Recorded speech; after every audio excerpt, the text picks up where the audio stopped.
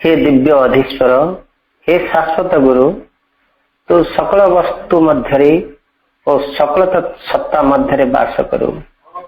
एपरिक तोर प्रेम अत्यंत अज्ञान चक्षुर भी परिस्फुट हो उठे। यह कर समस्त जेपरी से गभीर यही प्रेम संबंधे सचेतन हो उठती एवं घृणा जेपरी चिरकाल सकाशे से हृदय दूर हो जाए। परमा भागवत जननी श्रीमा परम प्रभु श्री अरविंद चरण कमल आम अनंत कोटि प्रणाम जनाई आरंभ करने को जाऊे आज ऑनलाइन श्री अरविंद एस्पिरेशन पाठचक्र कार्यक्रम। आज ऑनलाइन श्री अरविंद एस्पिरेशन पाठचक्र उपस्थित समस्त भाई अपा मान वंदे मातरम और प्रणाम। कार्यक्रम आरंभ में चलते आम ध्यानस्थ रहा मंत्रमयी सावित्री उच्चारण सहित। आज मंत्रमयी सावित्री उच्चारण पृष्ठ संख्या रही 183। आज मंत्रमयी सावित्री को उच्चारण करने आम हैदराबाद साधना आपका अनुरोध करुचु। अपा आप मंत्रमयी सावित्री उच्चारण करंतु, आम समस्ते नीरव प्रभु माँ को ध्यान करूँ। समस्ते साइलेंस। ओम माँ Sri Aurobindo Savitri, Book 2, The Book of the Traveler of the Worlds, Canto 6, Kingdoms and Godheads of the Greater Life. A consciousness lit by a truth above was felt. It saw the light but not the truth. It caught the idea and built from it a world. It made an image there and called it God. Yet something true and inward harbored there. The beings of that world of greater life, tenants of a larger air and freer space, live not by the body or in outward things. A deeper living was their seat of self. In that intense domain of intimacy, objects dwells as companions of the soul.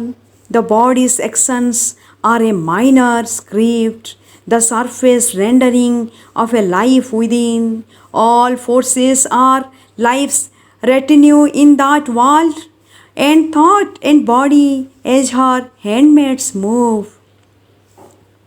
The universal widenesses give her room. All feel the cosmic movement in their acts and are the instruments of her cosmic might. Or their own self, they make their universe. In all who have risen to a greater life, a voice of unborn things whispers to the ear, to their eyes visited by some high sunlight. Aspiration shows the image of a crown to work out a seed that she has thrown within. To achieve her power in them, her creatures live. धन्यवाद अपा। आम एत जाए मंत्रमयी सावित्री उच्चारण सहित नीरव प्रभु माँ को ध्यान करुले। बर्तमान समय हो कार्यक्रम गोटे भक्ति नैवेद्य अर्पण करने समय। गोटे भक्ति नैवेद्य अर्पण करदे आम जगतसिंहपुर सविता अपा को अनुरोध करुचु। अपा आपण प्रभु माँ चरण कमल गोटे भक्ति निवेदन करंतु। हे कनक जल हे करुणा कल्लोल ओल्हाई आसए धरणी तले महाकाली महा शक्ति स्वरूपिणी महाकाली महा शक्ति स्वरूपिणी प्रणति पद कमले हे कनक जल हे करुणा कल्लोल ओल्हाई आसए धरणी तले ओल्हाई आसए धरणी तले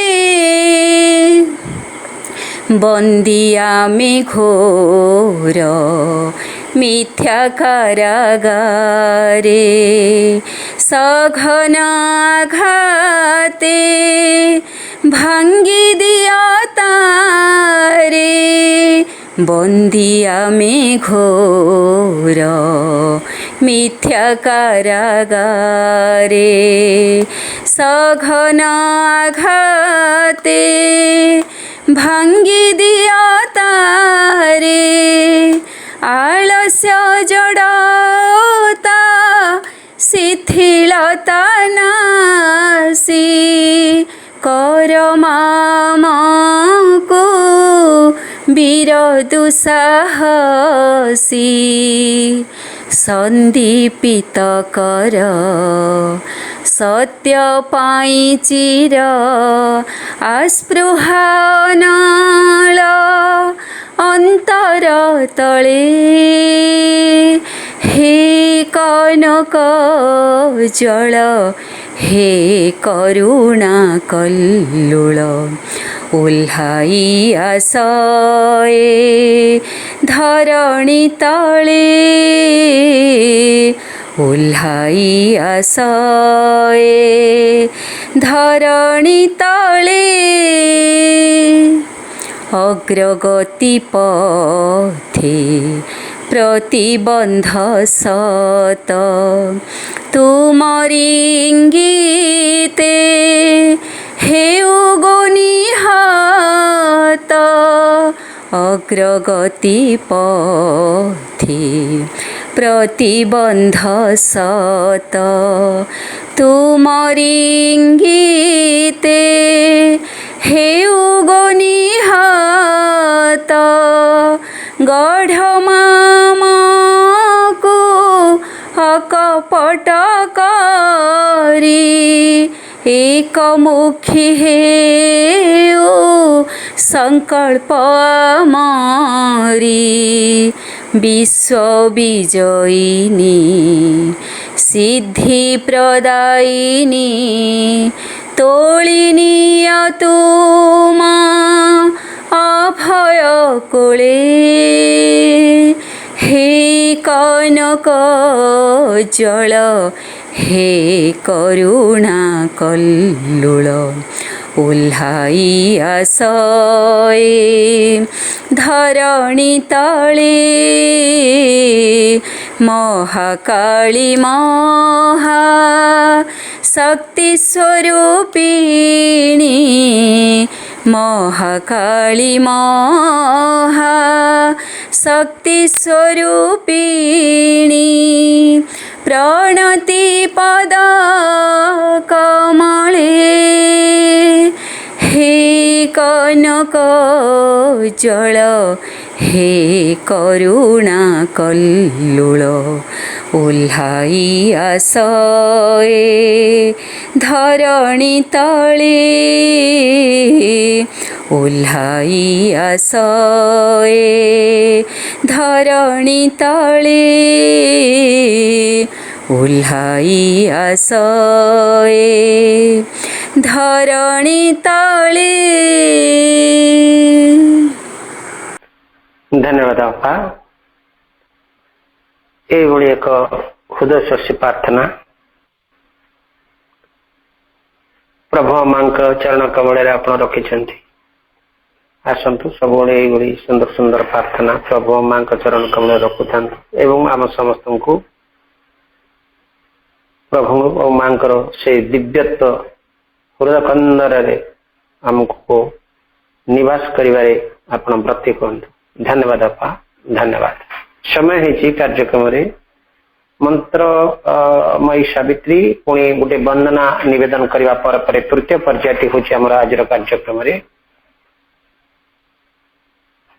प्रभुंर जो दिव्य ग्रंथ से हूँ दि सिंथेसिस ऑफ योग सम्मान आलोचनार बेल जहाँकि धारावाहिक भाव में आमर बरगढ़ डॉक्टर चित्तरंजन साहू भाई आलोचना करुँच कंटिन्यू डिस्कशन रही यज्ञ आरोहण प्रथम भाग दि एसेंट ऑफ दि सैक्रिफाइस भाई को अनुरोध करवा भाई आलोचना को आगे नियंतु दि सिंथेसिस ऑफ योग चैप्टर 5 यज्ञ आरोहण प्रथम भाग दि एसेंट ऑफ सैक्रिफाइस भाई।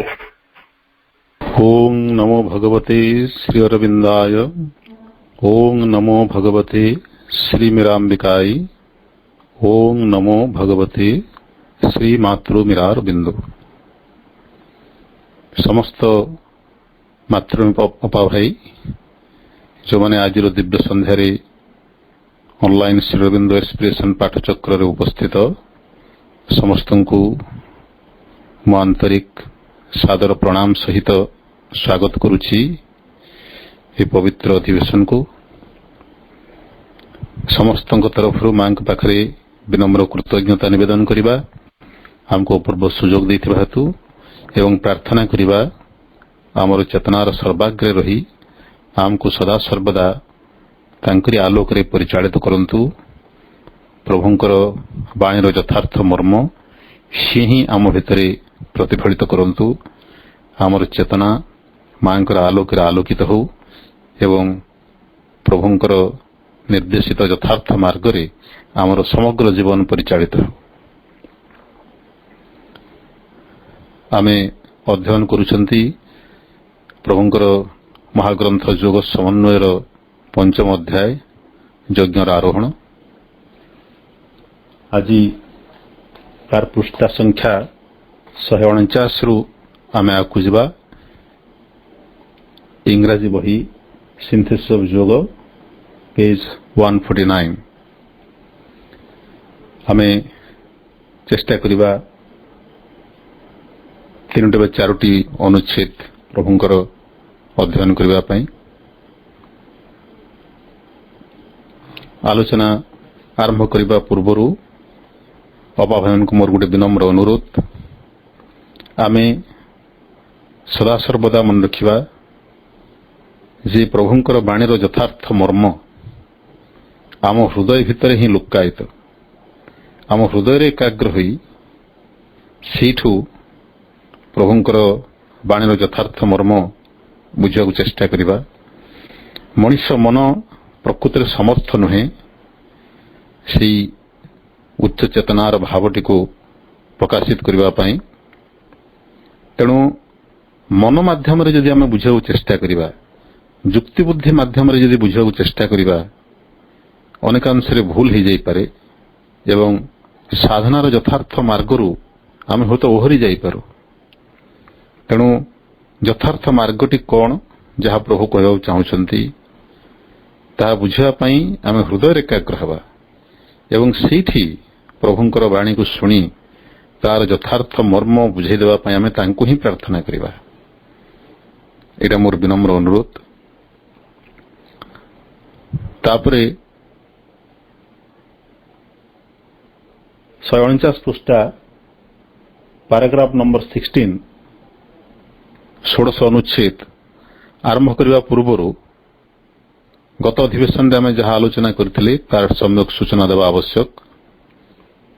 आम अध्ययन करुथिले प्रभु किभली मानसिक चेतनार विकास, तार उत्तरण एवं रूपांतर संपर्क रे विभिन्न स्तर संपर्क रे संक्षिप्त सूचना दैछंती। तार गुणगुड़िक संक्षेप रे उपस्थापन करिछंती। आमे अध्ययन करिथिले जे मानसिक चेतनार जो आध्यात्मिकरण एवं विस्तारण तथा विश्वीकरण यूनिवर्सलाइजेशन एवं मुक्ति बा लिबरेशन, तार जो जावतीय संकीर्णता एवं शारीरिक प्राणिक प्रकृतिर दासत्वर मुक्ति जद्वारा कि से भगवान गोटे योग्य जंत्र हो पार आमर मानसिक चेतना। तार लक्षण गुड़िक मुख्यतः 2 प्रकार। गोटे हूँ जे से सर्ववस्तु सर्वत्र सबु घटना भगवान उपस्थिति अनुभव करिवो। एटा तार प्रथम लक्षण। तार मानसिक चेतना भगवान योग्य जंत्र हवा पाई जो प्रस्तुत होउची तार लक्षण एटा मुख्य लक्षण गोटे। सर्वत्र भगवान उपस्थिति ଅନୁଭବ। ଏବଂ ଦ୍ୱିତୀୟ ଲକ୍ଷଣ ହେଉଛି ତାର ସବୁ ମାନସିକ କ୍ରିୟାକଳାପ ବା ବୌଦ୍ଧିକ କ୍ରିୟାକଳାପ, ମନ ଯାହା ସବୁ କାର୍ଯ୍ୟ କରେ, ସେ ଆଗରୁ ଯେଉଁ ଅନୁଭବ କରୁଥିଲା ସେଟା ସେ ନିଜେ କରୁଛି। ଅହଙ୍ଗତ ଭାବରେ ସେ ବଞ୍ଚୁଥିଲା ଜୀବନଟା, ତା ସ୍ଥାନରେ ସେ ଦେଖିବ ସେ ନିଜେ କିଛି କରୁନାହିଁ, ଭଗବାନ ତାଙ୍କର ଦିବ୍ୟ ଶକ୍ତି ହିଁ ତାକୁ ସବୁ କରେଇ ଦେଉଛି। ଏପରିକି ଚିନ୍ତା ମଧ୍ୟ ସେ କରୁନାହିଁ, ସେ ଚିନ୍ତାରେ ମଧ୍ୟ ତା ଭିତରେ ଗୋଟେ ଦିବ୍ୟ ଶକ୍ତି କରେଇ ନେଉଛି। ଏହି ଦୁଇଟି ସାଧକର ଯଥାର୍ଥ ଗ୍ରହଣଶୀଳତା ବା ପ୍ରସ୍ତୁତିର ଲକ୍ଷଣ, ଗୋଟେ ଆଧ୍ୟାତ୍ମିକ ଚେତନାର ଉତ୍ତୀର୍ଣ୍ଣ ହେବା ପାଇଁ। ଏବଂ ଯେତେବେଳେ ତାର ଆଧ୍ୟାତ୍ମିକ ରୂପାନ୍ତର ହେଇଯିବ ମାନସିକ ଚେତନାର, ତାର 5ଟି ସ୍ତର ସମ୍ପର୍କରେ ପ୍ରଭୁ ଉଲ୍ଲେଖ କରିଛନ୍ତି, ଯାହା ଆମେ ପ୍ରାୟତଃ ଜାଣୁ। ଆଗରୁ ଯେଉଁମାନେ ଅପାଭାଇମାନେ ପୂର୍ଣ୍ଣ ଯୋଗର ଧାରାରେ, ମା ଶ୍ରୀମାନଙ୍କ ଧାରାରେ ଅନେକ ବର୍ଷ ହେଲା ସଂଶ୍ଳିଷ୍ଟ ଅଛନ୍ତି, ସେମାନେ ନିଶ୍ଚୟ ଏ କଥା ଆଗରୁ ଶୁଣିଥିବେ। ଆମର ଉଚ୍ଚତର ମନର 5ଟି ସୋପାନ ବା 5ଟି ପର୍ଯ୍ୟାୟ ସମ୍ପର୍କରେ ପ୍ରଭୁ ଉଲ୍ଲେଖ କରୁଛନ୍ତି। ଯେତେବେଳେ ମଣିଷର ମନ ତାର ଏହି କ୍ଷୁଦ୍ର ପାର୍ଥିବ ମନ ଚେତନାରୁ ଟିକେ ଉପରକୁ ଯିବ, ସେ ପ୍ରବିଷ୍ଟ ହେବ ଗୋଟେ ଉଚ୍ଚତର ମନର ଜଗତରେ, ହାୟର ମାଇଣ୍ଡ। ତା ଉପରକୁ ରହିଛି ଆଲୋକିତ ବା ପ୍ରକାଶଯୁକ୍ତ ମାନସ ଚେତନା, ଇଲୁମିନ୍ଡ ମାଇଣ୍ଡ और इल्यूमिन्ड प्लेन। ତା ଉପରକୁ ରହିଛି ସମ୍ବୋଧି ବା ଅନ୍ତର୍ଜ୍ଞାନ ସମ୍ପନ୍ନ ମନର ଚେତନା, ସମ୍ବୋଧି ବା ଅନ୍ତର୍ଜ୍ଞାନ ସ୍ତର ଉଚ୍ଚତର ମନର 3ୟ ସ୍ତର। ତା ଉପରକୁ ରହିଛି 4ର୍ଥ ସ୍ତରରେ ଓଭର ମାଇଣ୍ଡ, ଯାହାକୁ ଆମେ କହୁ ଅଧିମାନସ, ଯାହା ହେଉଛି ସମସ୍ତ ଦେବତା ଏବଂ ଦେବୀମାନଙ୍କର ସାମ୍ରାଜ୍ୟ। ଯେତେ ସବୁ ଦେବାଦେବୀ ବିଷୟରେ ଆମେ ଜାଣୁ, ସେମାନେ ସବୁ ଅଧିମାନସ ସ୍ତରର। ତ୍ରିଦେବ କୁହନ୍ତୁ, ଇନ୍ଦ୍ରାଦି 10 ଦିଗପାଳ କୁହନ୍ତୁ, ସମସ୍ତ ଦେବାଦେବୀ, ଶ୍ରୀକୃଷ୍ଣ, ସମସ୍ତେ ଅଧିମାନସ ସ୍ତର ଦେବତା। ସେଟାକୁ ଦେବଲୋକ କହିପାରିବା ଆମେ। ଏବଂ ତା ଉପରକୁ ରହିଛି ଆମର ବିଜ୍ଞାନମୟ ଚେତନା, ଯାହାକୁ ପ୍ରଭୁ କହୁଛନ୍ତି ଅତିମାନସ, ଡିଭାଇନ ଗ୍ନୋସିସ୍ ବୋଲି ବି ତାକୁ କହୁଛନ୍ତି, ଦିବ୍ୟ ବିଜ୍ଞାନମୟ ଚେତନା, ଯାହାକି no longer tarnished by the shadows of cosmic inconscience and ignorance, ଯାହାକି ବିଶ୍ୱଜାଗତିକ ଅଜ୍ଞାନ ଏବଂ ଅଚେତନାର ଅନ୍ଧକାରରେ ମଳିନ ନୁହେଁ, ଏସବୁଥିରୁ ମୁକ୍ତ ସମ୍ପୂର୍ଣ୍ଣ ଜ୍ଞାନ ଦୀପ୍ତ ଚେତନା ହେଉଛି ସୁପର ମାଇଣ୍ଡ। ଏବଂ ପ୍ରଭୁ ଏକଥା ମଧ୍ୟ ଉଲ୍ଲେଖ କରିଛନ୍ତି ଯେ ସେ ଅତିମାନସ ଚେତନାରେ କେବଳ ଉପନୀତ ହୋଇଯିବାଟା ପୂର୍ଣ୍ଣଯୋଗର ଲକ୍ଷ୍ୟ ନୁହେଁ, ସେ ଅତିମାନସ ଚେତନାରେ ପ୍ରତିଷ୍ଠିତ ହୋଇ ସେଇ ଚେତନାକୁ ଏସବୁ ନିମ୍ନ ସ୍ତର ସହିତ ନିମ୍ନ ମନ, ପ୍ରାଣ ଏବଂ ଶରୀର ଚେତନା ପର୍ଯ୍ୟନ୍ତ ଉତାରି ଆଣିବା ଏବଂ ସେଇ ଆଲୋକରେ ସବୁଗୁଡ଼ିକୁ ପରିଚାଳିତ କରିବା, ଏଇଟା ହେଉଛି ପୂର୍ଣ୍ଣଯୋଗର ଲକ୍ଷ୍ୟ। ପ୍ରଭୁ କହୁଛନ୍ତି to reach the supramental gnosis and to bring down from there a supramental dynamism that can transform the ignorance below. That is the aim of Punna Yoga or integral yoga. ତେବେ ଉଚ୍ଚତର ଚେତନାର ଆଲୋକ ମଣିଷର ମନ ବା ଜ୍ଞାନାତ୍ମକ କ୍ରିୟାଗୁଡ଼ିକରେ କାର୍ଯ୍ୟ କରିବାର ପରିଣାମ ଗୁଡ଼ିକ କ'ଣ ହେବ? ଯେତେବେଳେ ସେ ଉଚ୍ଚତର ଅତିମାନସ ଆଲୋକ ମଣିଷର ଜ୍ଞାନାତ୍ମକ କ୍ରିୟା, ତାର ଯେଉଁ ବୌଦ୍ଧିକ ଜ୍ଞାନାର୍ଜନ ଭିତ୍ତିକ କ୍ରିୟାରେ ଯେତେବେଳେ ସେ କାର୍ଯ୍ୟ କରିବ, ତାର ପରିଣାମ କ'ଣ ହେବ? ମଣିଷ ମନରୁ এই ଯେଉଁ ଭେଦ ଦୃଷ୍ଟି, ଭେଦଭାବ, କୋଉଟା ପବିତ୍ର କୋଉଟା ଅପବିତ୍ର, କୋଉଟା ଦିବ୍ୟ କୋଉଟା ମାନବୀୟ, এই ଭେଦ ଆଉ ରହିବ ନାହିଁ। এই ଭେଦ ଧୀରେ ଧୀରେ ଧୀରେ ଧୀରେ କ୍ଷୀଣ ହେଇଯିବ ଏବଂ ତାପରେ ସମ୍ପୂର୍ଣ୍ଣ ବିଲୁପ୍ତ ହେଇଯିବ।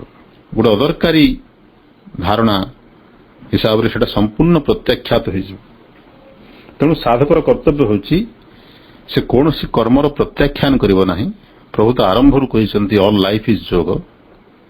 ଜୀବନରେ ଏମିତି କୌଣସି ଅବସ୍ଥା ନାହିଁ, କୌଣସି କାର୍ଯ୍ୟ ନାହିଁ ଯାହାକି ଯୋଗ ପରିସରଭୁକ୍ତ ନୁହେଁ। ତେଣୁ ପୂର୍ଣ୍ଣଯୋଗର ସାଧକ କର୍ମର ପ୍ରତ୍ୟାଖ୍ୟାନ ନୁହେଁ, ସେଗୁଡ଼ିକର ରୂପାନ୍ତର କରିବ, ସେଗୁଡ଼ିକର ସମ୍ପୂର୍ଣ୍ଣ କାୟାପଲଟ କରିଦେବ। ଦିବ୍ୟ ଚେତନାର ଅବତରଣ ଦ୍ୱାରା ସେଗୁଡ଼ିକୁ ଶୁଦ୍ଧକୃତ କରିବ ଏବଂ ସେଇଟା ହିଁ ପ୍ରଭୁଙ୍କ ଭାଷାରେ ଜ୍ଞାନ ଯଜ୍ଞର ଆରୋହଣ, the ascent of the sacrifice of knowledge. ଏହା ହିଁ ବିବର୍ତ୍ତନର ଲକ୍ଷ୍ୟ, ଯାହା ବର୍ତ୍ତମାନ ପାଇଁ ତାର ପ୍ରକ୍ରିୟା ଏବଂ ସମ୍ଭାବନା ଭିତରେ ବୀଜାକାରରେ ସୁପ୍ତ ରହିଛି ବୋଲି ପ୍ରଭୁ କହୁଛନ୍ତି। ସେଟା ସେ ଦିବ୍ୟ ସମ୍ଭାବନା ଯାହା ସଂଗୁପ୍ତ ରହିଛି, ସୁପ୍ତ ରହିଛି ଗୋଟେ ବୀଜ ଆକାରରେ ଆମର ଚେତନାର ଅଭ୍ୟନ୍ତରରେ। ଏପର୍ଯ୍ୟନ୍ତ ଆମେ ଅଧ୍ୟୟନ କରୁଥିଲେ। ବର୍ତ୍ତମାନ ପୃଷ୍ଠା ସଂଖ୍ୟା 149କୁ ଆସିବା। ପ୍ରଭୁ ଏଇଠି ଗୋଟେ ଯୋଗର ଗୋଟେ ନୂତନ ପର୍ଯ୍ୟାୟ ବା ଗୋଟେ ନୂତନ ଦିଗ ସମ୍ପର୍କରେ ଅବତାରଣା କରୁଛନ୍ତି। ଏପର୍ଯ୍ୟନ୍ତ ଜ୍ଞାନର ଯଜ୍ଞ, ମନୁଷ୍ୟର ଜ୍ଞାନ ଭିତ୍ତିକ କର୍ମର ରୂପାନ୍ତର ସାଧନ ଏବଂ ତାର ଚେତନାର ଆରୋହଣ ସମ୍ପର୍କରେ ଏପର୍ଯ୍ୟନ୍ତ ଆମେ ଅଧ୍ୟୟନ କରୁଥିଲେ ପ୍ରଭୁଙ୍କର ବାଣୀ। ବର୍ତ୍ତମାନ ପ୍ରଭୁ କହୁଛନ୍ତି ଆମର ଚେତନାର ଆଉ ଗୋଟେ ଦିଗ, ଯାହା ଏହି ମାନସିକ ଚେତନା ଏବଂ ମାନସିକ ଜ୍ଞାନାତ୍ମକ କ୍ରିୟାଠାରୁ ଅଧିକ ଗୁରୁତ୍ୱପୂର୍ଣ୍ଣ। ପ୍ରଭୁ କହୁଛନ୍ତି if knowledge is the widest power of the consciousness and its function is to free and illumine, yet love is the deepest and most intense, and its privilege is to be the key to the most profound and secret recesses of the divine mystery. ମନଟା ନିଃସନ୍ଦେହ ଭାବରେ ଆମର ଚେତନାର ବିଶାଳତାକୁ ସୂଚିତ କରୁଛି ଏବଂ ତାର କାର୍ଯ୍ୟ ହେଉଛି ଆମର ଚେତନାକୁ ମୁକ୍ତ କରିବା, ଆଲୋକିତ କରିବା, ଜ୍ଞାନାଲୋକରେ ଆଲୋକିତ କରିବା। କିନ୍ତୁ ତଥାପି କେବଳ ଚେତନାଟି ଜ୍ଞାନାଲୋକରେ ଆଲୋକିତ ହେଇଗଲେ ସବୁକିଛି ସମ୍ଭବ ହେଇଯିବ ନାହିଁ। ଚେତନାର ଅନ୍ୟ ଅଙ୍ଗଗୁଡ଼ିକ ଅଛନ୍ତି। ସେଟା କ'ଣ? ପ୍ରଭୁ କହୁଛନ୍ତି ଲଭ୍, ପ୍ରେମ, ଦିବ୍ୟ ପ୍ରେମ, ଯୋଉଟାକି ସୃଷ୍ଟିର ଉତ୍ସ। ସେଟା ହେଉଛି ଆମର ଚେତନାର ଗଭୀରତମ ଅଂଶ, ସବୁଠୁ ପ୍ରଗାଢ଼, ଏବଂ ତାର ମହତ୍ଵ ରହୁଛି ଏଇଠି ଯେ ସେଟା ହେଉଛି ଆମର ଚେତନାର ଗଭୀରତମ ଏବଂ ଗୁପ୍ତତମ ଦିବ୍ୟ ରହସ୍ୟ ଉଦ୍ଘାଟନ କରିବାର ସାମର୍ଥ୍ୟ। ଦିବ୍ୟ ପ୍ରେମର ନିବାସ ଯୋଉଠି, ସେଇଠି ଲୁକ୍କାୟିତ ରହିଛି ଆମର ଚେତନାର ଗଭୀରତମ ରହସ୍ୟ, ଦିବ୍ୟ ରହସ୍ୟ।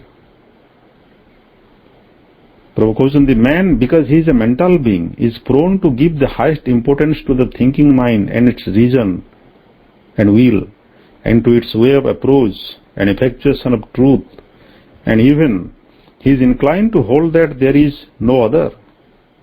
ମଣିଷ ଗୋଟେ ମନପ୍ରଧାନ ଜୀବ, ତେଣୁ ସେ ଭାବେ ଯେ ଚିନ୍ତା କରିବାଟା ହେଉଛି ଚେତନାର ସର୍ବୋଚ୍ଚ କ୍ରିୟା।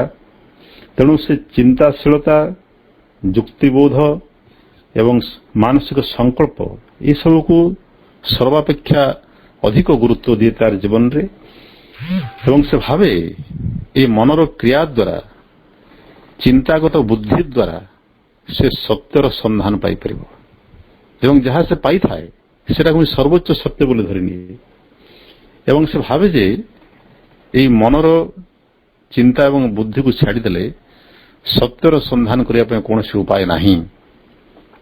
କିନ୍ତୁ ଏଇଟା ମଣିଷର ଅସାମର୍ଥ୍ୟ, ଏଇଟା ତାର ଭୁଲ ଧାରଣା। ପ୍ରଭୁ କହୁଛନ୍ତି the heart with its emotion and incalculable movements is to the eye of his intellect an obscure, uncertain and often a perilous and misleading power which needs to be kept in control by the reason and the mental will and intelligence. ମନ ଦେଖେ ଯେତେବେଳେ ସେ ହୃଦୟ ସମ୍ପର୍କରେ ଚିନ୍ତା କରେ ସେ ଦେଖେ ଏଇଟା ହେଉଛି ବିଭିନ୍ନ ଆବେଗ ପ୍ରବେଗର ଗୋଟେ ଗନ୍ତାଘର, ତାର ଅସଂଖ୍ୟ ଦୁର୍ବୋଧ୍ୟ କ୍ରିୟା ମଣିଷ ମନ ସମ୍ମୁଖରେ ମନେ ହୁଏ ସେଗୁଡ଼ିକ ଅତ୍ୟନ୍ତ ଧୂଆଚ୍ଛନ୍ନ, ଅନିଶ୍ଚିତ, ଅନ୍ଧକାରଯୁକ୍ତ ଏବଂ ବିଭ୍ରାନ୍ତକାରୀ।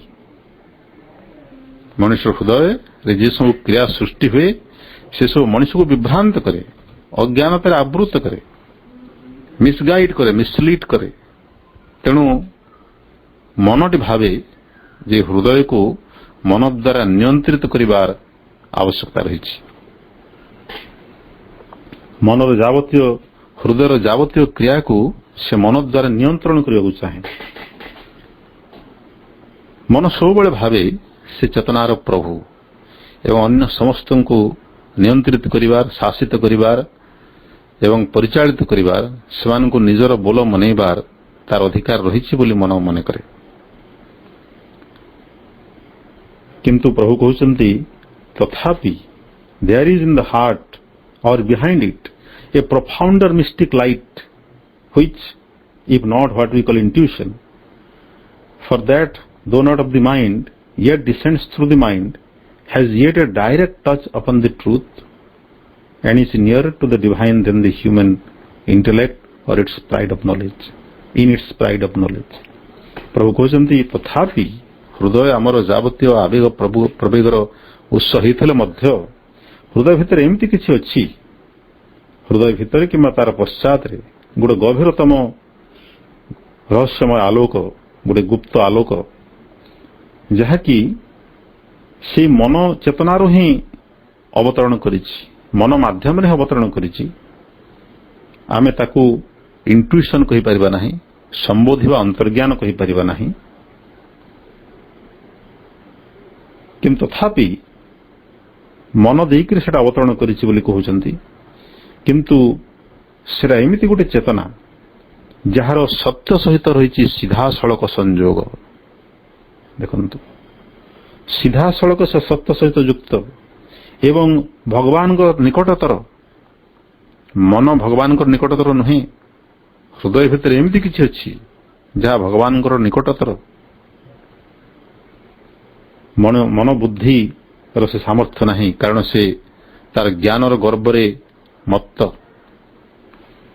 ଗର୍ବ ମଣିଷକୁ ଭଗବାନ ଠାରୁ ଦୂରେଇ ନିଏ। ଗର୍ବର ଅନୁପାତ ଯେତେ ଅଧିକ, ମଣିଷ ଭଗବାନଙ୍କ ଠାରୁ ସେତେ ଦୂର। ତେଣୁ ଆମର ପ୍ରାଚୀନ ଆଧ୍ୟାତ୍ମିକ ପରମ୍ପରାରେ ଗୋଟେ ଶିକ୍ଷା ଅଛି। According to the ancient teaching, the seat of the immanent divine, the hidden Purusha, is in the mystic heart, the secret heart cave, Hridaye Guhayam, as the Upanishads put it।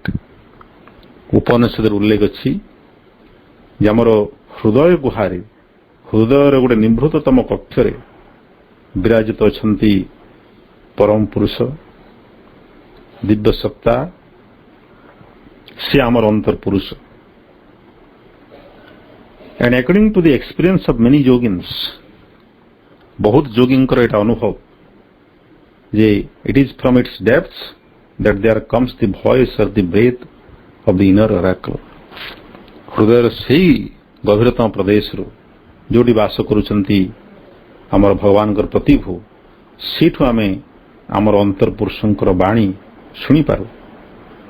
ତାଙ୍କର ବାଣୀ ଏବଂ ତାଙ୍କର ନିଶ୍ୱାସ ପ୍ରଶ୍ୱାସ ଅର୍ଥାତ୍ ତାଙ୍କର ଉପସ୍ଥିତିର ସ୍ପର୍ଶ ଆମେ ହୃଦୟର ସେ ନିଭୃତତମ ଗୁମ୍ଫାରେ ଅନୁଭବ କରିପାରୁ ବୋଲି ଅନେକ ଯୋଗୀଙ୍କର ଏଇଟା ଅନୁଭବ। ତାହେଲେ ଏଇ ଯେଉଁ ହୃଦୟ ସମ୍ପର୍କରେ ଦୁଇଟି ପରସ୍ପର ବିରୋଧୀ ମତ, ପରସ୍ପର ବିରୋଧୀ ଧାରଣା, ଯାହାକି ଆମର ସମସ୍ତଙ୍କର ଜୀବନର ଗୋଟେ ଅଂଶ, यार समाधान केउठी? प्रभु कहउचंती this ambiguity, these opposing appearances of depth and blindness are created by the double character of human emotive being। यार कारण होची एभली धारणा सृष्टि होर कारण होची मनुष्यर रहिछि जो भावनात्मक सत्ता, ପ୍ରାଣସତ୍ତାର ଭିତରେ ବା ପ୍ରାଣସତ୍ତାର ମଧ୍ୟରେ ଯେଉଁ କାର୍ଯ୍ୟ କରୁଛି ଆମର ଭାବନାତ୍ମକ ସତ୍ତା, ଇମୋଟିଭ ବିଂ, ତାର ହେଉଛି ଏଇଟା ଗୋଟେ ଡବଲ କ୍ୟାରେକ୍ଟର, ତାର ଦ୍ୱିପାକ୍ଷିକ ଚରିତ୍ର। ହୃଦୟ ଭିତରେ ଆମର ଗଭୀରତା ଅଛି, ଗଭୀର ଅନ୍ତର୍ବୋଧ ଅଛି, କିନ୍ତୁ ତା ସହିତ ସେଟା ବିଭିନ୍ନ ଆବେଗ ପ୍ରବେଗରେ ଧୂଆଚ୍ଛନ୍ନ, ଅନ୍ଧକାରମୟ। ପ୍ରଭୁ କହୁଛନ୍ତି, for there is in front in man a heart of vital emotions similar to the animals if more variously developed. Its emotions are governed by egoistic passions, blind instinctive affections, and all the play of the life impulses with their imperfections, perversions, often sordid degradations. ମଣିଷର ହୃଦୟ ଗଭୀରତାର ତ ଭଗବାନ ରହିଛନ୍ତି, ଭଗବାନଙ୍କର ପ୍ରକାଶ ସେଇଟା ଉପନିଷଦ କହୁଛି, ସେଥିରେ ସନ୍ଦେହ ନାହିଁ। କିନ୍ତୁ ହୃଦୟର ସମ୍ମୁଖରେ ବାହ୍ୟ ସ୍ତରରେ ରହିଛି ଯାବତୀୟ ପ୍ରାଣିକ ଆବର୍ଜନ। ପ୍ରଭୁ କହୁଛନ୍ତି, ମଣିଷର ସେ ହୃଦୟକୁ ଆୟତ୍ତ କରିଛି ଭାଇଟାଲ ଇମୋସନ୍ସ, ପ୍ରାଣିକ ଆବେଗ ଗୁଡ଼ିକ, ଯାହାକି ପଶୁ ସହିତ ପ୍ରାୟ ସମାନ। ପଶୁର ଯେଉଁ ପ୍ରକାର ଆବେଗ ମଣିଷର ବି ସେହି ପ୍ରକାର, କିନ୍ତୁ ମଣିଷ କ୍ଷେତ୍ରରେ ସେଟା ଅଧିକ ଟିକେ ବିକଶିତ। ସେଟା ତାର ଅହଙ୍ଗତ ଉଦ୍ଦାମତା ଦ୍ୱାରା ପରିଚାଳିତ, ଅନ୍ଧ ପ୍ରବୃତ୍ତିଗତ କ୍ରିୟା ଏବଂ ଯାବତୀୟ ପ୍ରାଣିକ ଆବେଗର ଗୋଟେ କ୍ରୀଡ଼ାକ୍ଷେତ୍ର ହେଇଛି ତାର ହୃଦୟ ବା ଯେଉଁ ଭାବନାତ୍ମକ ସତ୍ତା। ଏବଂ ଯାବତୀୟ ପ୍ରାଣିକ ଆବେଗ ସେମାନଙ୍କର ଅପୂର୍ଣ୍ଣତା ସହିତ, ଅପୂର୍ଣ୍ଣତା, ବିକୃତି ଏବଂ ନିକୃଷ୍ଟ ପତନର ଯେଉଁ ଅବସ୍ଥା, ଏହାକୁ ନେଇକରି ହୃଦୟଟା, ଆମର ଭାବନାତ୍ମକ ସତ୍ତାଟି ବହୁତ କଳୁଷିତ ହେଇଛି। ଆମର ହୃଦୟଟା ବର୍ତ୍ତମାନ ଅଧିକୃତ ହେଇଛି କାମ ପ୍ରବୃତ୍ତି, ଯାବତୀୟ କାମନା ବାସନା, କ୍ରୋଧ ଏବଂ ଅତି ଦୃଢ଼ ଜିତଖୋର ଦାବି ସବୁ ପ୍ରାଣର, ଏହି ସବୁ ଗୁଣଗୁଡ଼ିକ ଦ୍ୱାରା ଆମର ଭାବନାତ୍ମକ ସତ୍ତାଟି କବଳିତ।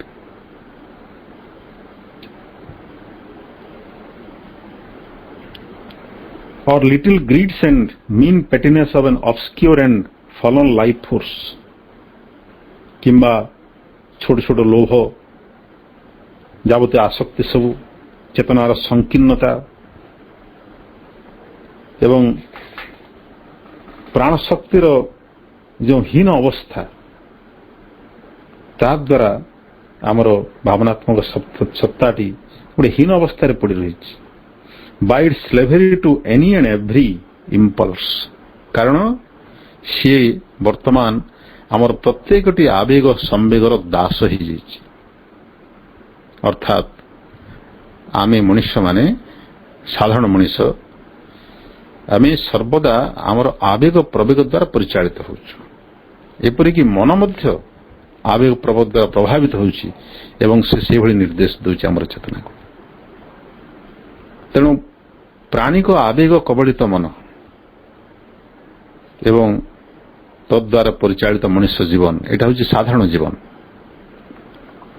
ପ୍ରଭୁ କହୁଛନ୍ତି, the mixture of the emotive heart and the sensational hungering vital creates in man a false soul of desire. ଏଇଠି ଆସିଲେ ସେ ଗୁରୁତ୍ୱପୂର୍ଣ୍ଣ ପ୍ରସଙ୍ଗ, କାହିଁକି ହୃଦୟ ଉପରେ ଏକାଗ୍ର ହେବା, ହୃଦୟର ସାଧନା ଆମ ପାଇଁ ଗୁରୁତ୍ୱପୂର୍ଣ୍ଣ। The mixture of the emotive heart and the sensational hungering vital, ଆମର ଭାବନାତ୍ମକ ହୃଦୟ ଏବଂ ଆମର ଯେଉଁ ପ୍ରାଣ, ଯାହାକି ସବୁବେଳେ ଗୋଟେ ଶିହରଣ, ଗୋଟେ ନୂତନ ସ୍ପର୍ଶର ଉନ୍ମାଦନା ପଛରେ ଦୌଡୁଥାଏ। ସେଥିପାଇଁ ମଣିଷ ସର୍ବଦା ନୂଆ ନୂଆ ପ୍ରକାର ସୁଖର ଅନୁସନ୍ଧାନରେ ବ୍ୟସ୍ତ ଥାଏ ତାର ଜୀବନରେ। ପ୍ରାଣର ଯେଉଁ ଗୁଣ, ସେଟା କ'ଣ କରେ, ମଣିଷ ଭିତରେ ଗୋଟେ ମିଥ୍ୟା ଆତ୍ମାର ଧାରଣାଟି ସୃଷ୍ଟି କରେ। ଏ ଫଲ୍ସ ସୋଲ୍ ଅଫ୍ ଡିଜାୟାର, ଗୋଟେ କାମନା ଆତ୍ମା, ଯାହାକି ମିଥ୍ୟା, କାମନା ଆତ୍ମା ବୋଲି କିଛି ନାହିଁ, ତାର ଧାରଣା ଯେ ସେଟା ହିଁ ତାର ଆତ୍ମା। ଆମେ ଅନେକ ସମୟରେ ଏମିତି କହୁଥିବାର ଶୁଣୁ, ଯେମିତି ଗୋଟେ ରୋଗୀଟିଏ ରୋଗ ଶଯ୍ୟାରେ ପଡ଼ିକରି କୌଣସି ଗୋଟେ ଖାଦ୍ୟ ଖାଇବା ପାଇଁ ଇଚ୍ଛା କରୁଥାଏ, ବ୍ୟାକୁଳ ହେଉଥାଏ।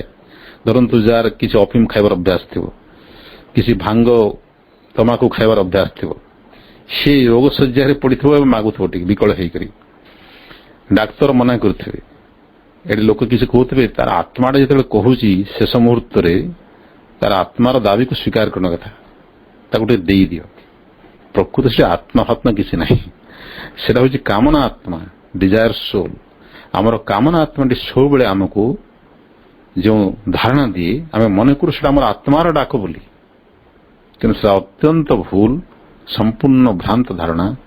ସେଟା ଆମର କାମନା ବାସନାର ଗୋଟେ ସାମଗ୍ରିକ ଦାବି। କାମନା ବାସନାର ଯାବତୀୟ ପରିପୂରଣ ଆମେ ଅନନ୍ତ ଜନ୍ମ ଧରି ଯେଉଁ କରି ଆସିଛୁ, ତା ଦ୍ୱାରା ଏମିତି ଗୋଟେ ଅଭ୍ୟାସ ସୃଷ୍ଟି ହେଇଛି, ଏମିତି ଗୋଟେ ଛାପ ସୃଷ୍ଟି ହେଇଛି ଆମର ପ୍ରାଣିକ ଅହଙ୍ଗରେ। ସେଟାକୁ ପ୍ରଭୁ କହୁଛନ୍ତି ଡିଜାୟାର ସୋଲ, ଯାହାକି ମିଛ, ଫଲ୍ସ। ସେଟା ଆମର କାମନା ଆତ୍ମା। ସେଥିରୁ ଯେଉଁ ପ୍ରେରଣା ଆସୁଛି ମଣିଷ ଭାବେ ସେଟା ତାର ଆତ୍ମାର ଡାକ, କିନ୍ତୁ ଆତ୍ମା ଏଠାରୁ ବହୁତ ଗଭୀରରେ ଅଛନ୍ତି। ଯେତେବେଳେ ମଣିଷ ଏହି କାମନା ଆତ୍ମାକୁ ଅତିକ୍ରମ କରିବ, ତାହେଲେ ସେ ଆମର ଯଥାର୍ଥ ଆତ୍ମାର ସୁଡ଼ଙ୍ଗ ଭିତରକୁ ପ୍ରବେଶ କରିବାର ଅନୁମତି ପାଇବ। ପ୍ରଭୁ ସେ କଥା କହିଛନ୍ତି, it is this that is the crude and dangerous element which the reason rightly distrusts and feels a need to control, even though the actual control rather coercion it succeeds in establishing over our raw and insistent vital nature remains always very uncertain and deceptive. ଏହି କାରଣରୁ ଆମର ମନ ସବୁବେଳେ ଆମର ଏହି ପ୍ରାଣିକ ଅସ୍ତିତ୍ୱଟିକୁ ସନ୍ଦେହ କରିଥାଏ। ସେ ଦେଖେ ଏଇଟା ସବୁଠୁ ସେ ଅପରିଷ୍କୃତ ଏବଂ ଭୟଙ୍କର ଉପାଦାନ ଆମର ପ୍ରାଣିକ ଚେତନା ରହିଛି ବା ଆମର ଭାବନାତ୍ମକ ସତ୍ତାରେ ରହିଛି। ଏହାକୁ ଆମର ଯୁକ୍ତିବୋଧ ବା ଯୁକ୍ତିବାଦୀ ମନ ସବୁବେଳେ ଅବିଶ୍ୱାସ କରେ ଏବଂ ତାକୁ ସବୁବେଳେ ଚାପି କରି ନିୟନ୍ତ୍ରଣ ରଖିବା ପାଇଁ ଚେଷ୍ଟା କରେ। ସେଟା ହିଁ ଯଥାର୍ଥ କର୍ତ୍ତବ୍ୟ ବୋଲି ମନେ କରେ। ଅବଶ୍ୟ ଏଥିରେ ସନ୍ଦେହ ଅଛି ଯେ କେତେ ଦୂର ସେଥିରେ ସେ ସଫଳ ହୁଏ। ସେ ନିୟନ୍ତ୍ରଣ କରିବାକୁ ଚାହେଁ ସିନା, କିନ୍ତୁ ନିୟନ୍ତ୍ରଣ କରିପାରେ ନା। But the true soul of man is not there. ପ୍ରଭୁ କହୁଛନ୍ତି ସେଟା ହଉଛି ଆମର ମିଥ୍ୟା ଆତ୍ମା, କାମନା ଆତ୍ମା। ଯଥାର୍ଥ ଆତ୍ମା ସେଇଠି ନାହାନ୍ତି। It is in the true visible heart hidden in some luminous cave of the nature. They are under some infiltration of the divine light. ପ୍ରଭୁ କହୁଛନ୍ତି ଆମର ଯଥାର୍ଥ ଆତ୍ମା ରହିଛନ୍ତି ଲୁକ୍କାୟିତ ଭାବରେ ହୃଦୟର କୌଣସି ଗୋଟେ ଜ୍ୟୋତିର୍ମୟ ଗୁହା ଭିତରେ। ପ୍ରକୃତ ଗୋଟେ ଜ୍ୟୋତିର୍ମୟ ଗୁହା ଭିତରେ, ହୃଦୟ କନ୍ଦରରେ ଗୋଟେ ଦିବ୍ୟ ଆଲୋକର ଅନୁସୃଜନ ସେଠି ହେଉଛି। ସେଠି ରହିଛନ୍ତି ଆମର ଆତ୍ମା, ଏ ସାଇଲେଣ୍ଟ ଇନମୋଷ୍ଟ ବିଇଂ। ସେ ହେଉଛନ୍ତି ଆମର ନୀରବ ଅନ୍ତରତମ ସତ୍ତା। ସେ ନୀରବ ଏବଂ ସେ ବିଷୟରେ ବହୁତ କମ ଲୋକ ସଚେତନ ବୋଲି ପ୍ରଭୁ କହୁଛନ୍ତି। only few are aware of it. For if all have a soul, few are conscious of their true soul. ସମସ୍ତଙ୍କର ଆତ୍ମା ଅଛି। ଆମମାନଙ୍କୁ ପ୍ରଶ୍ନ ଆସେ, ସମସ୍ତଙ୍କ ଭିତରେ ଆତ୍ମା ଅଛନ୍ତି, କାହିଁକି ଆମେ ତା ବିଷୟରେ ସଚେତନ ନ ହଉ? କାରଣ ଆମର ମାର୍ଗରୋଧ କରୁଛି ସେ କାମନା ଆତ୍ମା, ଯେ ଭିତରକୁ ଯିବାକୁ ବାଟ ଛାଡୁନାହିଁ। ଆମେ ସେଇଠି ରହିଯାଉଛୁ। ବହୁତ କମ ଲୋକ ଅଛନ୍ତି ଯେଉଁମାନେ କାମନା ଆତ୍ମାର ମିଥ୍ୟାତ୍ୱରେ ଭ୍ରମିତ ନ ହେଇକରି ଅନ୍ତର ଗଭୀର ପ୍ରଦେଶକୁ ଯାତ୍ରା କରି ଯଥାର୍ଥ ଆତ୍ମାର ସନ୍ଧାନ ପାଇଛନ୍ତି।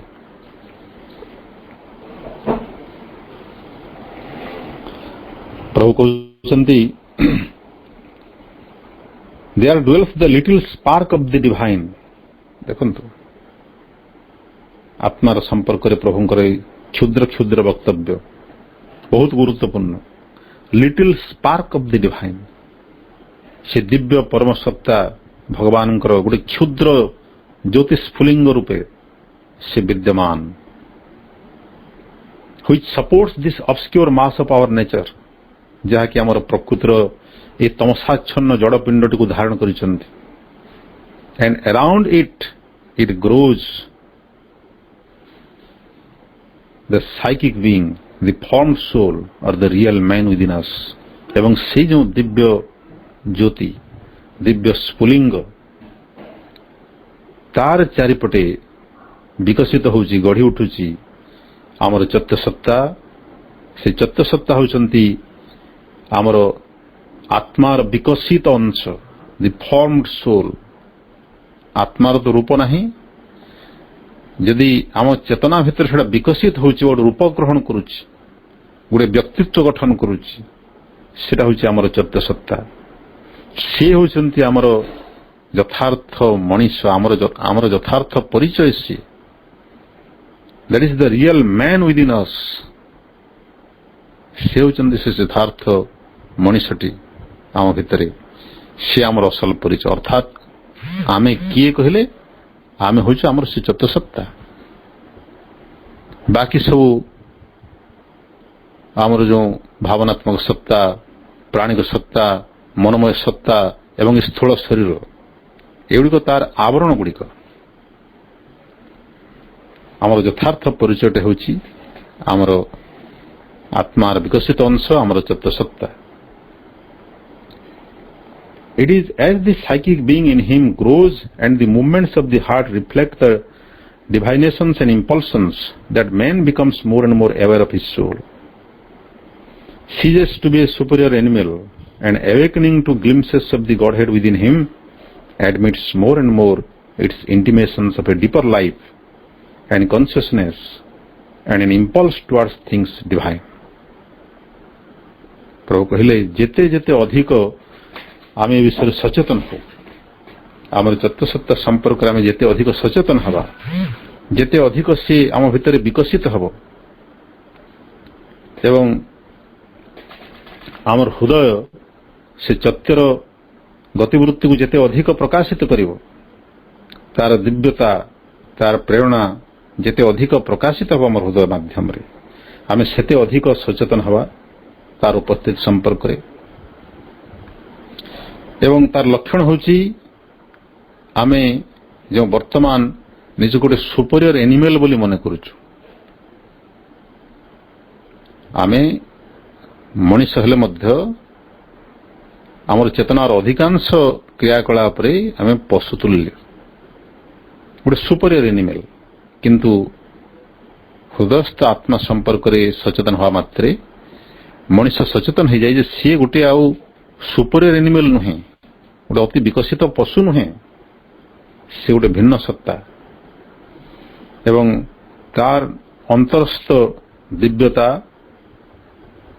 अंतस्थ देवत्व विषय से सचेतन हवा मात्रे, तार झलक पाइबा मात्रे तांकर प्रेरणा सबू तांकर सूचना सबू को अधिक रु अधिक ग्रहण करे, गभीरतम जीवन संपर्क रे सचेतन हुए एवं दिव्य वस्तु सबू चेतनार दिव्य क्रिया सबू संपर्क रे अधिक रु अधिक उन्मुखशील हुए, अधिक रु अधिक प्रेरित हुए। अर्थात जीवन रे सरल भाषा कहया गले जीवन से अधिक रु अधिक भगवान आवश्यकता अनुभव करे, दिव्यता आड़ को आकर्षित हुए। यहाँ हूँ ता भीतर आत्मा जाग्रत हबार लक्षण। It is one of the decisive movements of an integral योग। तेणु यहाँ हूँ पूर्ण योगर गोटे निर्णायक घड़ी संधि मुहूर्त,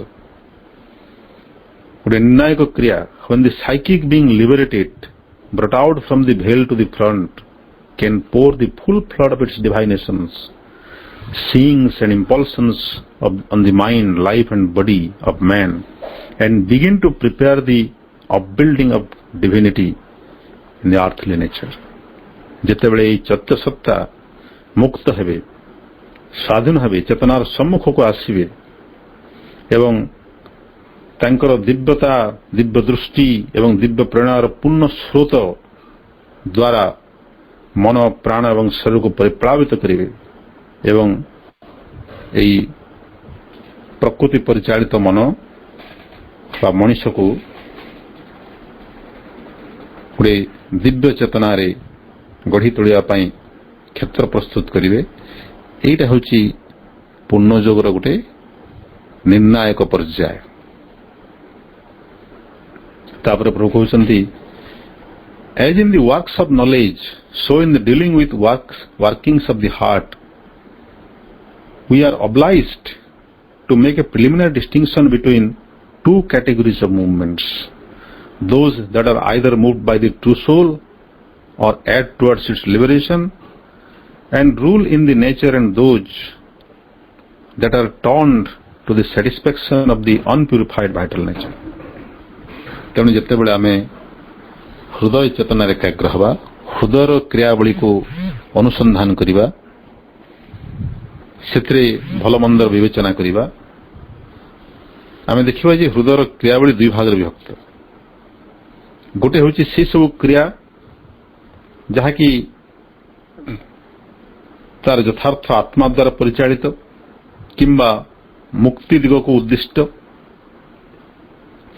ମୁକ୍ତି ଆଡ଼କୁ ନେଇଯାଉଥିବା କ୍ରିୟା, ଏବଂ ସେସବୁ କ୍ରିୟା ଯାହାକି ଅଶୋଧିତ, ଅଶୁଦ୍ଧ ପ୍ରାଣିକ ପ୍ରକୃତିର ସନ୍ତୁଷ୍ଟି ପାଇଁ ପରିଚାଳିତ। ଅର୍ଥାତ୍ ଆମେ ଯେଉଁ ଯାବତୀୟ ପ୍ରାଣିକ କାର୍ଯ୍ୟ କରୁ ସେଟା ହୁଏତ ଆମକୁ ମୁକ୍ତି ଦିଗରେ ନେଇଯାଏ କିମ୍ବା ବ୍ୟକ୍ତିଗତ ପ୍ରାଣିକ କାମନା ବାସନାର ପରିତୃପ୍ତି କରି, ସନ୍ତୁଷ୍ଟି କରି ଆମକୁ ତା ସହିତ ବାନ୍ଧି ରଖେ। But the distinction ordinarily laid down in this sense are of little use. କିନ୍ତୁ ଏଭଳି ଭାବରେ ଦୁଇ ଭାଗ କଲେ ସାଧାରଣ ଭାବରେ ସେଟା ଯୋଗ ଦୃଷ୍ଟିରୁ କୌଣସି କାମକୁ ଆସିବ ନାହିଁ ବୋଲି ପ୍ରଭୁ କହୁଛନ୍ତି। Thus a division can be made between religious emotions and mundane feelings, and it can be laid down as a rule of spiritual life that religious emotions alone should be cultivated and all worldly feelings and passions must be rejected and fall away from our existence. ପ୍ରଭୁ କହୁଛନ୍ତି ଦୁଇ ଭାଗରେ ଆମେ ବିଭକ୍ତ କରିପାରିବା ଆମର ପ୍ରାଣିକ କାର୍ଯ୍ୟାବଳୀକୁ। ଗୋଟେ ହେଉଛି ଧାର୍ମିକ ଭାବନାତ୍ମକ କାର୍ଯ୍ୟ, ଧାର୍ମିକ ଭାବ ପ୍ରବଣତାର କାର୍ଯ୍ୟ, ଧର୍ମଭିତ୍ତିକ କାର୍ଯ୍ୟ। ଧର୍ମର ସଂଜ୍ଞା ତାର ଯଥାର୍ଥ ଅର୍ଥ ପୁଣି ଆଉ କହିଛନ୍ତି, ଯାହା ଆମକୁ ଭଗବାନଙ୍କ ସହିତ ଯୋଡ଼ି ରଖେ। ନିଃସ୍ୱାର୍ଥପର ପ୍ରେମ, ଦିବ୍ୟ ପ୍ରେମ, କୌଣସି ଆବିଳତା ନଥାଏ ଏବଂ ଗୋଟେ ଭକ୍ତି ଭାବ, ସେଗୁଡା ହେଉଛି ରିଲିଜିୟସ୍ ଇମୋସନ୍ସ। ଏବଂ ଅନ୍ୟ ସବୁ ଭାବନାତ୍ମକ କ୍ରିୟା ଯାହାକି ସାଂସାରିକ, ଆମକୁ ପାର୍ଥିବ ସୁଖ ସହିତ ବାନ୍ଧି ରଖେ, ସେ ସବୁକୁ ପରିତ୍ୟାଗ କରିବାକୁ ପଡ଼ିବ।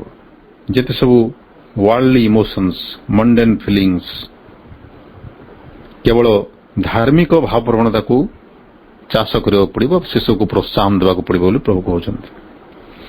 This in practice would mean the religious life of the saint or devotee alone with the divine or linked only to others in a common God love, or at the most pouring out the fountains of a sacred religious or pietistic love on the world outside. ତ ଜୀବନ କ୍ଷେତ୍ରରେ ଯେତେବେଳେ ଆମେ ପ୍ରୟୋଗ କରିବା ତାର ଅର୍ଥ କ'ଣ ହେବ? ପ୍ରଭୁ କହୁଛନ୍ତି ଆମେ ଗୋଟେ ସନ୍ନ୍ୟାସୀ, ଗୋଟେ ସାଧୁ ବା ଗୋଟେ ଭକ୍ତ ଭଳି ଜୀବନ ଯାପନ କରିବା, ଗୋଟେ ସମ୍ପୂର୍ଣ୍ଣ ଧାର୍ମିକ ଜୀବନ ଯାହାକି ସବୁବେଳେ ଭଗବାନଙ୍କ ସହିତ ହିଁ କେବଳ ଯୁକ୍ତ ହୋଇ ରହିଥିବ, ଅନ୍ୟ କାହାରି ସହିତ ଆସକ୍ତ ହେବ ନାହିଁ ବା ଲିପ୍ତ ହେବ ନାହିଁ। କେବଳ ଆସକ୍ତ ହେବ, ଅନୁରାଗ ରଖିବ ଭଗବାନଙ୍କ ପ୍ରତି। ଏବଂ ଯଦି ବି ସେ ସଂସାରରେ ଅନ୍ୟ କୌଣସି ବ୍ୟକ୍ତି ବା ଗୋଷ୍ଠୀ ସହିତ ଲିପ୍ତ ହୁଏ ବା ଆସକ୍ତ ହୁଏ, ସେ এই ଧାରାରେ ଆସକ୍ତ ହେବ ଯେ କମନ ଗଡ୍ ଲଭ୍, ଅର୍ଥାତ୍ ଈଶ୍ୱର ପ୍ରେମ, ଦିବ୍ୟ ପ୍ରେମର ସୂତ୍ରରେ ସେ ବାନ୍ଧି ହେବ। ଅର୍ଥାତ୍ ଅନ୍ୟମାନେ ଯେଭଳି ଭକ୍ତ, ମୁଁ ବି ସେଭଳି ଭକ୍ତ। ଏହି ସମ୍ପର୍କ ରହିବ ତାର ଅନ୍ୟମାନଙ୍କ ସହିତ। ଏବଂ ଅତି ବେଶୀରେ ସେ କରିବ ଗୋଟେ ଶୁଦ୍ଧ ଧାର୍ମିକ ପବିତ୍ର ପ୍ରେମ ସମଗ୍ର ସଂସାରରେ ସେ ବିତରଣ କରିବ। ଅର୍ଥାତ୍ ସମସ୍ତଙ୍କୁ ସେ ଦିବ୍ୟ ପ୍ରେମ ଭଗବତ ପ୍ରେମ ସହିତ ବରଣ କରିବ। ସମସ୍ତ ଜଗତକୁ ଭଗବାନଙ୍କର ପ୍ରକାଶ ରୂପରେ ସେ ଭଲ ପାଇବ। ଏଇଭଳି ଯେଉଁ ଧାର୍ମିକ ଭାବଗତ କ୍ରିୟା ତାର କୁପରିଣାମ ସମ୍ପର୍କରେ ମଧ୍ୟ ଆମକୁ ସୂଚନା ଦେଉଛନ୍ତି। କହୁଛନ୍ତି but religious emotion itself is too constantly invaded by the turmoil and obscurity of the vital movement. ଅଧିକାଂଶ ସମୟରେ ଆମର ଭାବଗତ କ୍ରିୟା ଧାର୍ମିକ ଭାବଗତ କ୍ରିୟା ହେଲେ ମଧ୍ୟ ଅଧିକାଂଶ ସମୟରେ ସେଟା ଆମର ପ୍ରାଣିକ ଗତିବୃତ୍ତିର ଅନ୍ଧକାର ଏବଂ ଉପଦ୍ରବ ଦ୍ୱାରା ଅଧିକୃତ ହୋଇଥାଏ। ଆମର ପ୍ରାଣିକ କ୍ରିୟା ୟାକୁ ସବୁବେଳେ ଅଧିକାର କରି କଳୁଷିତ କରିଥାଏ। It is often either crude or narrow or fanatical or mixed with movements that are not signs of the spirit's perfection। ଅଧିକାଂଶ ସମୟରେ ଏଟା ଅତି ଅସଂସ୍କୃତ, ଅଶୋଧିତ, ସଂକୀର୍ଣ୍ଣ, ଧର୍ମାନ୍ଧତାରେ ପରିଣତ ହୋଇଥାଏ କିମ୍ବା ଅନେକ ସମୟରେ ଏଭଳି ଗତିବୃତ୍ତି ଦ୍ୱାରା ମିଶ୍ରିତ ହୋଇଥାଏ ଯାହାକି ଆତ୍ମର ପୂର୍ଣ୍ଣତାର ଚିହ୍ନ ନୁହେଁ। It is the evident besides that even at the best an intense figure of sainthood claimed in rigid hieratic lines is quite other than the wide ideal of an integral yoga। ପ୍ରଭୁ କହୁଛନ୍ତି ଏପରିକି ଏହାର ଶୁଦ୍ଧତମ ପରିପ୍ରକାଶରେ ସେଣ୍ଟହୁଡ୍ ବା ସାଧୁତ୍ୱର ଶୁଦ୍ଧତମ ପରିପ୍ରକାଶରେ ହେଲେ ମଧ୍ୟ ଗୋଟେ କଠୋର ପୌରୋହିତ୍ୟବାଦୀ ଧାରା ଅର୍ଥାତ୍ ପୌରୋହିତ୍ୟର କଠୋର ମାର୍ଗ, କଠୋର ଧାର୍ମିକ ନିୟମ ଗୁଡ଼ିକୁ ଧରି ଚାଲିବା ଏବଂ ତଦନୁଯାୟୀ ଜୀବନଯାପନ କରିବା, ଏଇଟା କଦାପି ପୂର୍ଣ୍ଣଯୋଗର ଗୋଟେ ଧାରା ହିଁ ନପାରେ। ପୂର୍ଣ୍ଣଯୋଗ ସବୁବେଳେ କ୍ୟାଥୋଲିକ, ଅଲ୍ ଏମ୍ବ୍ରେସିଂ, ଏଇଟା ସର୍ବଗ୍ରାହୀ। ତେଣୁ ସଂକୀର୍ଣ୍ଣ କ୍ଷୁଦ୍ର ଗତିଧାରା କେବେ ପୂର୍ଣ୍ଣଯୋଗର ଅନ୍ତର୍ଭୁକ୍ତ ହୋଇନପାରେ, ପୂର୍ଣ୍ଣଯୋଗର ଯଥାର୍ଥ ମାର୍ଗ ହୋଇନପାରେ। A larger psychic and emotional relations with God in the world, more deep and plastic in its essence, more wide and embracing in its movements, more capable of taking up in its sweep the whole of life is imperative। ତେଣୁ ପୂର୍ଣ୍ଣଯୁଗ ପକ୍ଷରେ ଯାହା ଯଥାର୍ଥ କରଣୀୟ ସେଟା ହେଉଛି ଗୋଟେ ବିଶାଳତର ଚୈତ୍ତିକ ଏବଂ ଭାଗବତ ସମ୍ପର୍କ ଭଗବାନଙ୍କ ସହିତ ଏବଂ ଜଗତ ସହିତ। ପୂର୍ଣ୍ଣଯୁଗର ସାଧକ ଭଗବାନ ଏବଂ ଜଗତ ସହିତ ଗୋଟେ ସାଂସାରିକ ଭାବଗତ ସମ୍ପର୍କ ସ୍ଥାପନ କରିବ ନାହିଁ, ସ୍ଥାପନ କରିବ ଗୋଟେ ବିଶାଳତର ଚୈତ୍ତିକ ଭାବଗତ ସମ୍ପର୍କ, ଯାହାକି ତାର ଅନ୍ତରରେ ତାର ମର୍ମରେ ଅଧିକ ପ୍ରଗାଢ଼ ଏବଂ ନମନୀୟ ହୋଇଥିବ, ଯାହାକି ବିଶାଳ ଏବଂ ତାର ସବୁ ଗତିବୃତ୍ତିରେ ସର୍ବଗ୍ରାହୀ ବା ସର୍ବଗ୍ରହଣଶୀଳ ହୋଇଥିବ, ସମସ୍ତଙ୍କୁ ଅନ୍ତର୍ଭୁକ୍ତ କରୁଥିବ, ସମଗ୍ର ଜୀବନକୁ ସାଉଁଟି ନେବାର ତାର ସାମର୍ଥ୍ୟ ଥିବ। ଏଭଳି ଗୋଟେ ସମ୍ପର୍କ ମାନବ ଜୀବନ ପାଇଁ ଉପଯୁକ୍ତ, ପୂର୍ଣ୍ଣଯୁଗର ସାଧକ ପାଇଁ ଉପଯୁକ୍ତ। ତେଣୁ ଆମେ ଅଧ୍ୟୟନ କଲେ ପୃଷ୍ଠା ସଂଖ୍ୟା 149ରୁ 151 ପର୍ଯ୍ୟନ୍ତ ତିନୋଟି ଅନୁଚ୍ଛେଦ, ଯେଉଁଥିରେ ପ୍ରଭୁ ଯାହା କହିଛନ୍ତି ତାର ମୂଳ ବକ୍ତବ୍ୟ ହେଲା ଯେ କେବଳ ମନଚେତନାର ବିକାଶ ଯଥେଷ୍ଟ ନୁହେଁ, ଆମକୁ ହୃଦୟର ରହସ୍ୟ ଆବିଷ୍କାର କରିବାକୁ ପଡ଼ିବ। ଯେଉଁଠି ବାସ କରନ୍ତି ଭଗବାନଙ୍କର ଦିବ୍ୟ ପ୍ରତିଭୁ ପରମ ପୁରୁଷ, ସେ ହିଁ ଆମର ଯଥାର୍ଥ ଆତ୍ମା, ଆମର ଚୈତ୍ୟସତ୍ତା, ଆମର ଅସଲ ପରିଚୟ। ଏବଂ ତାଙ୍କୁ ଆବିଷ୍କାର କରିବା ପାଇଁ ଯେଉଁ ବାଧାଟି ହେଉଛି ସେଟା ହେଉଛି ଆମର କାମନା ଆତ୍ମା, ଡିଜାୟାର ସୋଲ୍, ଯାହାକି ମିଥ୍ୟା, ଯାହା କେବଳ ଗୋଟେ ଅଭ୍ୟାସ ଦ୍ୱାରା ସୃଷ୍ଟି ହେଇଛି ଯାବତୀୟ ନିମ୍ନ ପ୍ରାଣୀଙ୍କ ଅଭ୍ୟାସ। ତେଣୁ ଆମର ସର୍ବପ୍ରଥମ କର୍ତ୍ତବ୍ୟ ହେଉଛି ସେ ନିମ୍ନ ଚେତନାର ଗତିବୃତ୍ତିକୁ, ନିମ୍ନ ପ୍ରାଣୀକ ଚେତନାର ଗତିବୃତ୍ତିକୁ ଆମେ ପ୍ରତ୍ୟାଖ୍ୟାନ କରିବା ଏବଂ ତାର ଉପାୟ ପ୍ରଭୁ ବତେଇ ଦେଲେ। ଗୋଟେ ଧାର୍ମିକ ଭାବଗତ ସମ୍ପର୍କ ଆମେ ଜଗତ ସହିତ ରଖିବା, କୌଣସି ପ୍ରକାର ଆସକ୍ତିମୂଳକ ବା ସ୍ୱାର୍ଥଗତ ପ୍ରାଣୀକ ସମ୍ପର୍କ ରଖିବା ନାହିଁ।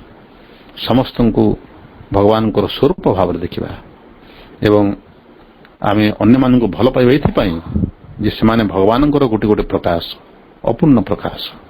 ତେଣୁ ଭଗବତ ଭାବରେ ସମସ୍ତଙ୍କୁ ପ୍ରେମ କରିବା ଏଇଟା ଉପାୟ। ଏବଂ ପରବର୍ତ୍ତୀ ଅନୁଚ୍ଛେଦରେ ଆମେ ପରବର୍ତ୍ତୀ ଅଧିବେଶନରେ ଅଧ୍ୟୟନ କରିବା ଯେ ପ୍ରଭୁ ଆଉ ଗୋଟେ ଉପାୟ ବତାଉଛନ୍ତି।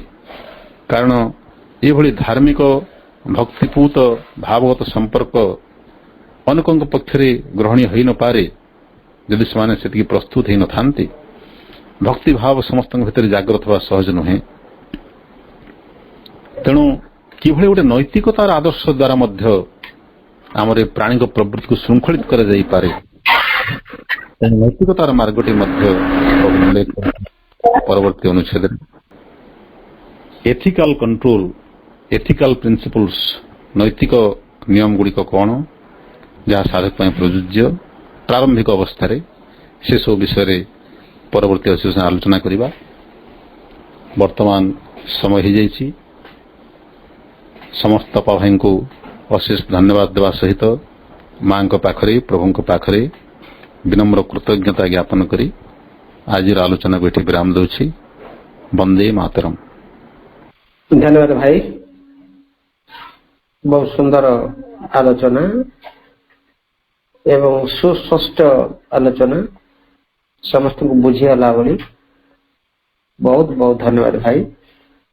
ବର୍ତ୍ତମାନ ସମୟ ହେଉଛି କାର୍ଯ୍ୟକ୍ରମରେ ଆମେ କିଛି ସମୟ ମଦର୍ସ ମେଡିଟେସନ ମ୍ୟୁଜିକ ସହିତ ନିରବରେ ଧ୍ୟାନ କରି କାର୍ଯ୍ୟକ୍ରମକୁ ଆମେ ବିରତି ଘୋଷଣା କରିବା।